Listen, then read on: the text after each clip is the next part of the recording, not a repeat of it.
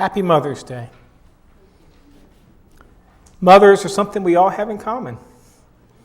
Because whether yours is living with you or still on this planet or gone home to be with the Lord, everybody here has a mother. It's kind of a biological fact. You can't get here without one. I guess Eve would have been the exception, right? I wonder how Eve celebrated Mother's Day. She had kids. That's how she celebrated Mother's Day. We're going to take a break from what we've been doing. We've been studying the fruit of the Spirit. More specifically, we've been using those fruits, the fruit of the Spirit, the aspects of the fruit of the Spirit, to talk about what it means to live in commitment. Now, we're going to take a break from the fruit series, but we aren't going to take a break from this word. Remember, this is our word of the year. The word is commitment. We've been looking at this word since we got to the very first Sunday in January. We took the first month of the year and we talked about the cost of this commitment. What's it going to cost me if I actually want to live a committed life for Christ? We spent it was supposed to be the next 6 weeks. 6 weeks plus this 2 snow weeks. We spent talking about the living water and what we're committing our lives to. At Easter, we examined the perfect commitment, Jesus. As I said, we've been looking at the fruit of commitment. And I guess when you look at the word commitment and you're going to try to tie it to Mother's Day, it's not very hard because somehow the word mom and commitment, they seem to go hand in hand. You just don't have kids and you not be committed to them, not if you're going to be a mom. It means that sometimes you're going to sacrifice for them. It means that sometimes you're going to do some things that they don't want you to do. It means that you're always going to be concerned about them. I don't care if they're 4 or 54. You're still concerned about your kids. You still expect them to contact you every now and then if you're still around. And if you're not around, you know what? We all spend time on this day thinking about mom. It's just what we do. Moms play a very important commitment role in our life. It's not lost on me the fact preachers love Mother's Day. You know why? There are 2 Sundays in the year you can count on you'll have good attendance at church. Easter and Mother's Day. It's because somehow we've misplaced the cart before the horse. The guys usually aren't the ones that lead their families to church. It's usually mom. And you can pretty much count on Mother's Day. Mom will rally the troops and have them here with her. So when we start talking about this idea of commitment in mom, there are a lot of ladies that we could look at. I mean, we could take a look at Mary, mother of Jesus. Talk about somebody that had to be a committed mom. I mean, all the way from the point at which you found out you were pregnant, you realized you were going to have the Messiah. You were going to be raising God's son. How would you like to have that responsibility? Talk about wait till your father gets home. I don't think so. So then you have Elizabeth. This was another good mom that we could use. She's the mom of John the Baptist, and this is another one of those miracle births, and the fact that she was kind of too old to do this. She was kind of like grandma having kids. And so she would have been a great example how to do this later in life. We could have went with the lady that came to Jesus, the unknown mom, the lady that just came begging for her daughter to be healed. And I thought that would be kind of redundant because that's what we did last year. So when I began to look, I began to think about where is a good example of a mom that showed ultimate commitment. And I came back with Hannah. Now, maybe you don't know who Hannah is. Well, you probably don't know because, we like the New Testament a lot. And Hannah, she's one of those Old Testament moms. Nancy read the prayer that Hannah prayed after her experience. And Hannah was kind of rejoicing at that point, but I want to go a little further back in her story. We're going to be in 1 Samuel chapter 1 this morning. So if you have your copy of God's Word, you can go ahead and start flipping that way because we're pretty much going to be there for the whole time. We're going to take a look at this story of Hannah because, Hannah is kind of a unique kind of mom. See, Hannah didn't do things the way that we thought. As a matter of fact, you might say Hannah had some difficulty becoming a mom. We're going to begin off right there in verse 1 and 2. We're going to take a look at Hannah's plight. There was a certain woman of Ramathaim. I didn't name these people or these towns, okay, just so you know. A Zuphite from the hill country of Ephraim, whose name was Elkanah, son of Jehoam. It sounds like I should be speaking Klingon when I read these names. The son of Elihu, the son of Tohu, the son of Zuph, the son of Emramite, who had 2 wives. One was called Hannah, and the other Peninnah.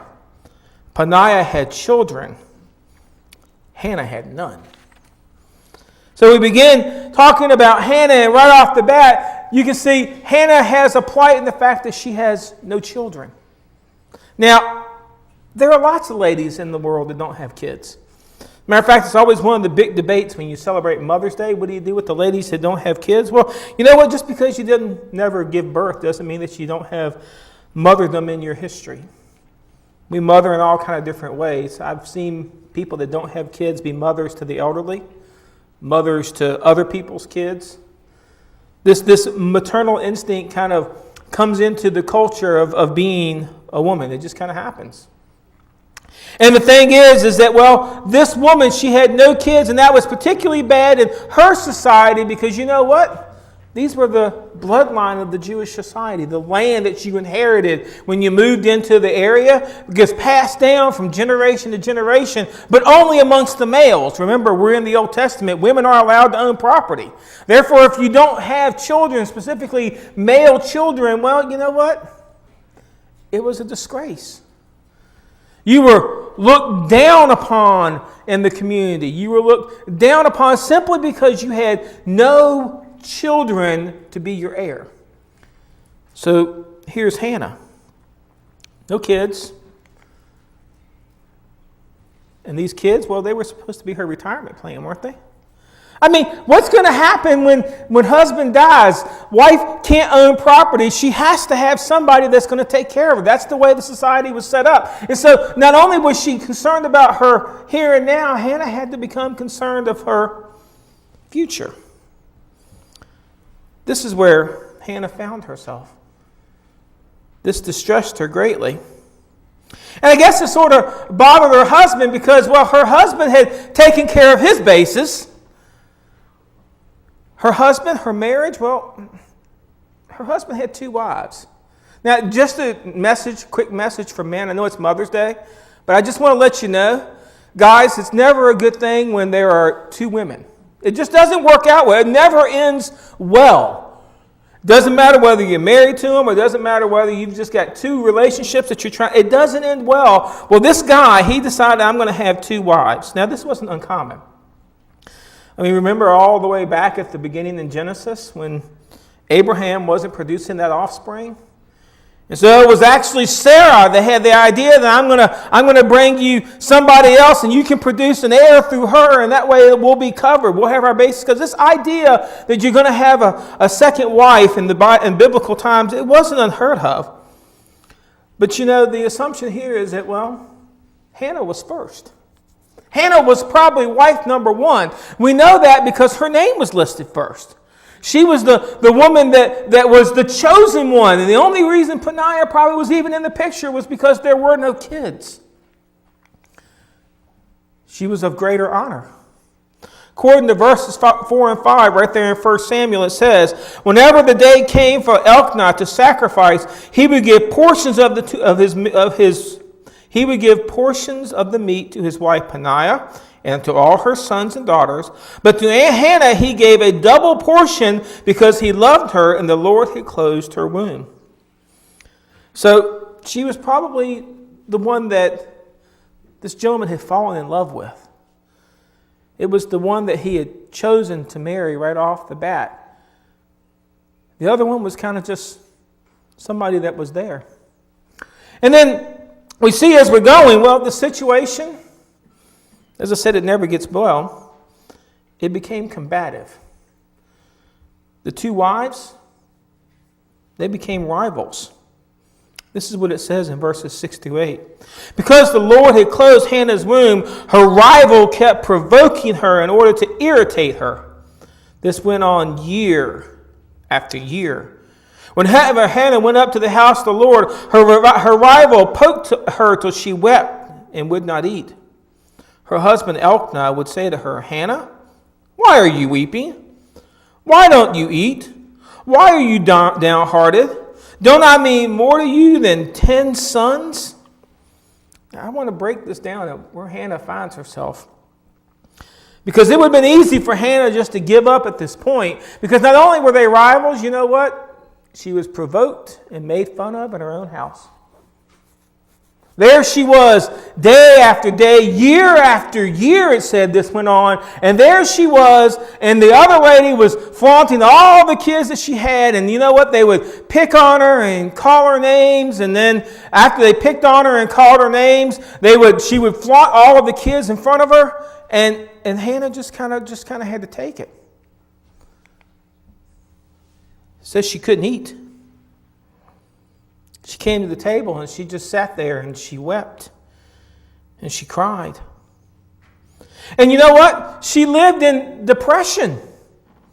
She just couldn't get her mind off the fact that, you know what, here I am in this situation. It's not my fault. I didn't do this. I didn't ask for this. This isn't what I had intended. I didn't want to have another woman in my marriage. This was supposed to be just me and him for all of my life. Here's the funny thing. Well, her husband, he just seemed kind of clueless, doesn't he? He looked at poor Hannah. He said, "What are you crying for? Why are you weeping? Don't I mean more to you than 10 sons?" Well, I guess maybe Hannah should have asked him that question before he brought the second girl in. You know, don't I mean more to you than kids? But husband doesn't have a clue. He's just kind of sitting there, wondering, what did I do wrong? And Hannah's struggling. But I have to give it to her. Because Hannah stayed committed to her husband. She didn't walk out on the relationship. She stayed committed. I know a lot of ladies that have lived in bad relationships from husbands that were kind of clueless. And some of them just bad relationships. And I've watched ladies stay committed. And I have to marvel at that sometimes. Excuse me, too much cough shop, too much flower store. So I marvel at that idea. And this isn't a sermon to tell you need to stay in a bad relationship, but I marvel that level of commitment. That she just kind of stuck with it year after year.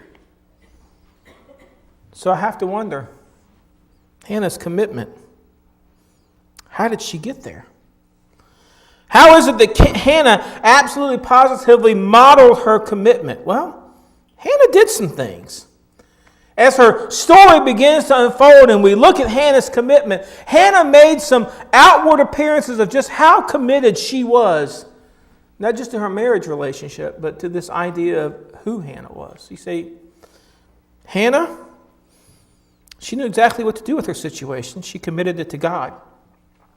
Right there in verse 10 it says, "In her deep anguish, Hannah prayed to the Lord, weeping bitterly." How distraught was Hannah over the situation she found herself in? Well, look at the words. It says she had anguish. You know what anguish is, don't you? Anguish is the point at which you were just so upset, it physically hurts to be upset. She was in anguish. It's the same word that Jesus was used for Jesus. When he looked at the cross, it said when he was out there at the Garden of Gethsemane, he says his soul was in anguish. Of course, Jesus was so anguished, he sweat drops of blood. It says she was weeping. This isn't just a few tears. Hannah found herself and the tears just poured uncontrollably as she was there before God. And it says that there was actually some bitterness to what she was doing. It says she wept bitterly. God, why did you do this to me? Lord, why me? I guess it could have been very easy for Hannah to just kind of give up on God because it really seemed like God had given up on her, hadn't it?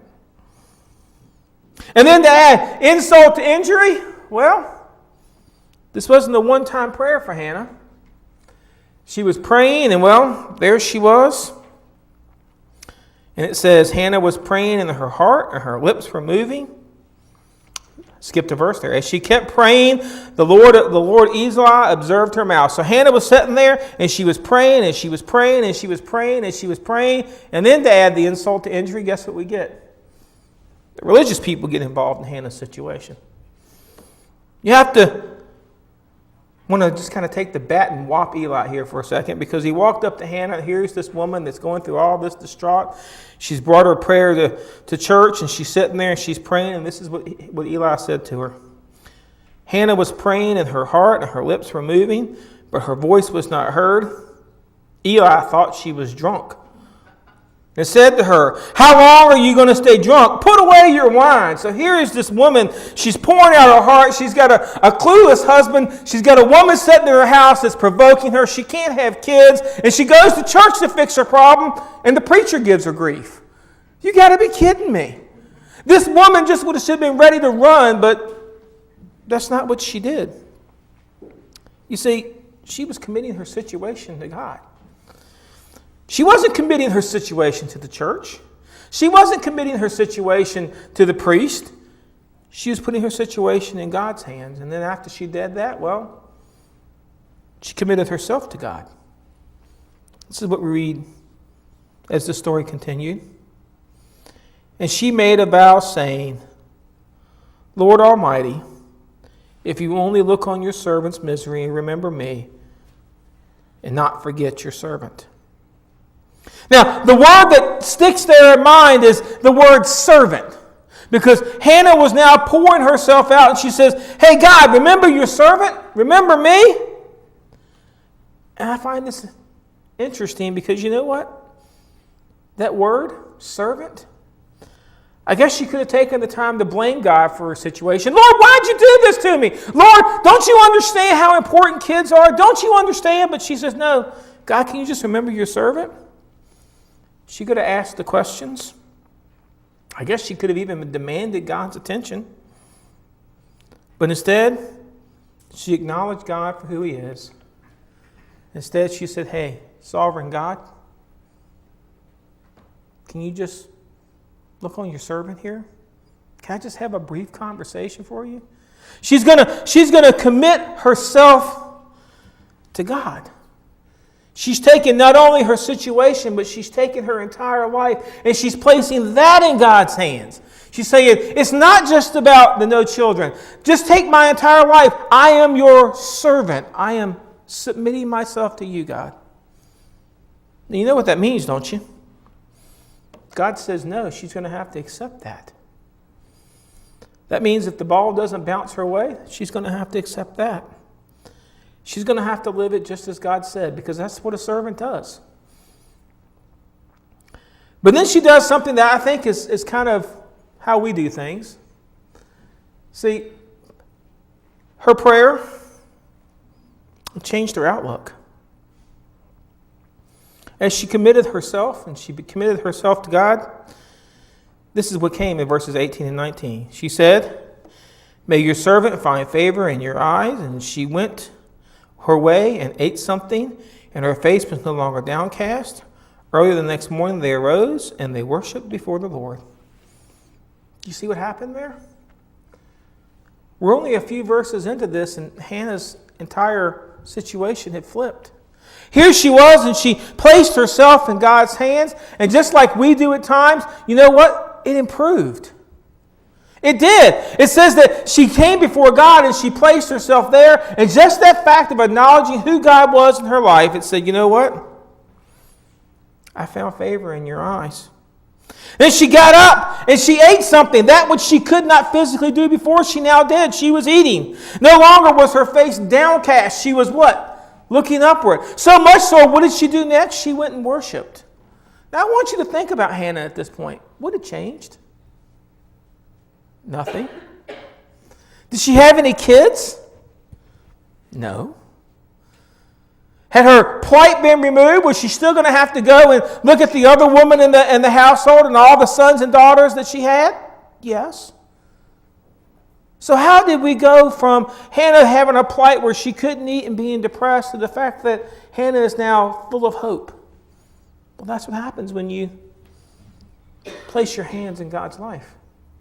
This idea that our God reigns, this idea that the Lord is there, well, it just does something for you to understand.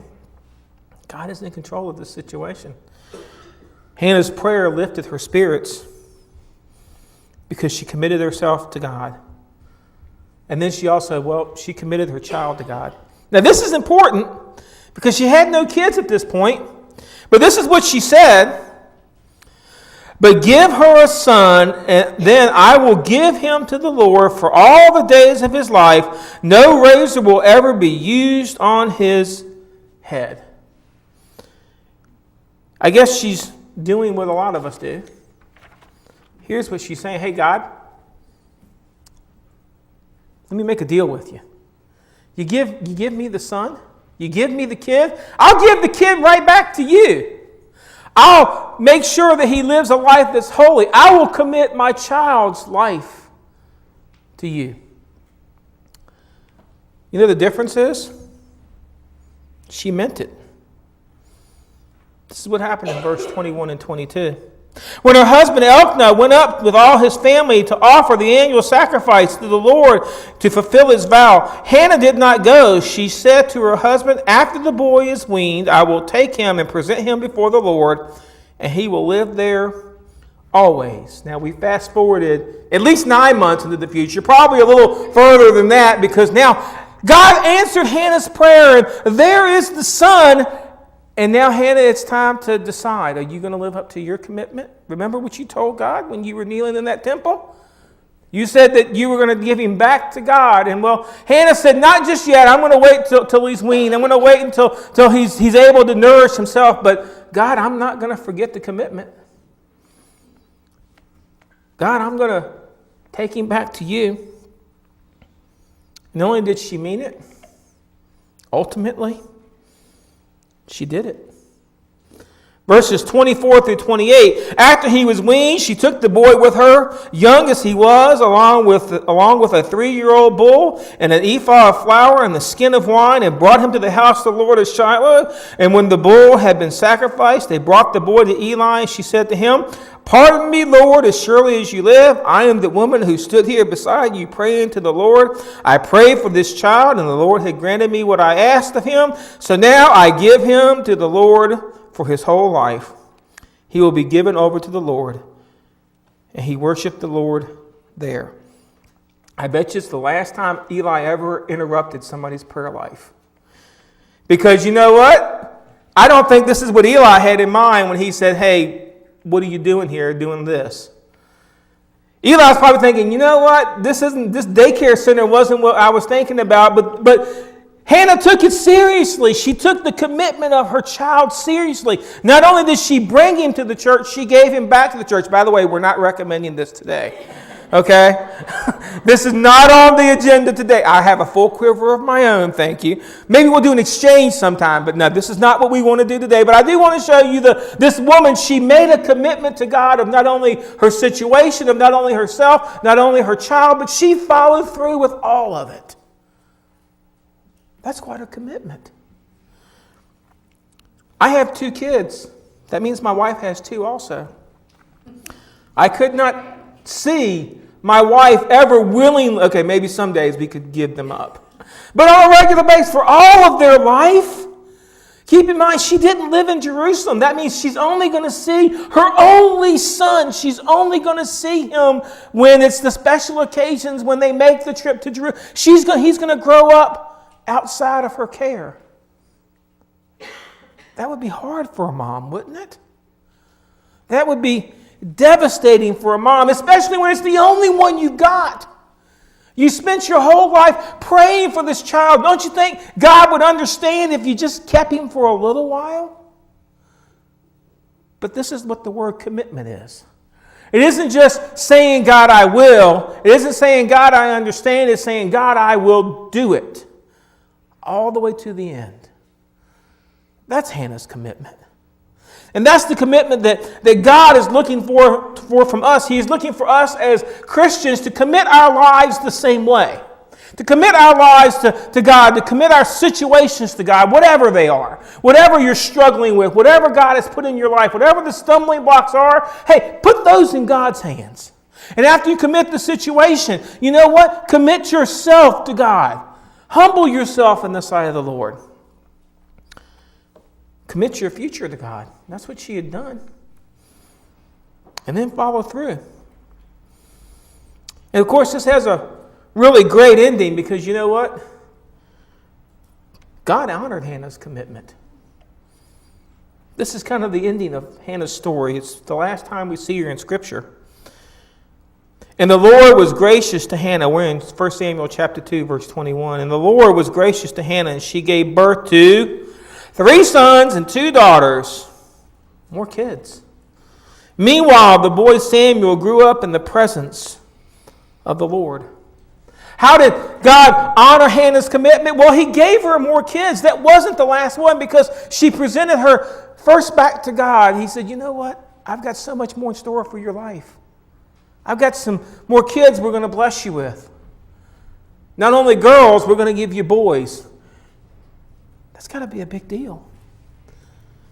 Not only was she blessed just physically with more children, she was blessed through Samuel's life. Do you know who Samuel is? Samuel was the last judge of Israel. Samuel was a political powerhouse. Samuel was a great priest. It was Samuel who anointed the first king of Israel. That would be Saul. It was Samuel who found David and anointed him. It was Samuel that was the person that spoke to both kings. It was Samuel that led an empire into being as David became king. All because of the commitment of one woman. Because this woman decided to do exactly what she said. And then all because of that, all because of that, it was Hannah's willing commitment. Her situation, herself, her children. God honored it all. And I guess here's the question. What about you? What have you got in your life that you're willing to commit to God? Do you think you could be like this woman? Do you think you could take the situation wherever you find yourself, whatever you're struggling with, whatever your burden is, do you think you could take that off and give it to God? Now, that's always a nice thought. I got to tell you, I've laid so many burdens at God's feet over my years that it's not even funny. The problem is usually when I come and I lay them at God's feet, you know what I do? I pick them up and take them home with me. I mean, Hannah didn't do that. She laid that burden there and she left. And oh man, it was like a weight off of her shoulders. Can you do that? That situation that's just tearing you up, can you lay that at God's feet? Can you commit that? Can you commit your life to God?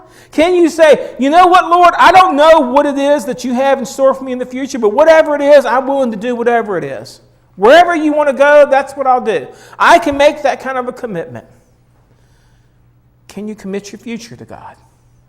Can you look at God and say, you know what, down the road, I don't know how this all pans out, but I am going to stay committed to you all the way through my life. How far are you willing to take this commitment thing in your life today? That's a tough question. And we're going to do a time of decision for you to ponder this. Maybe you're here today and you know what, you've never made that first commitment. That first commitment is understanding what it means to be a Christian. What it means to follow Christ.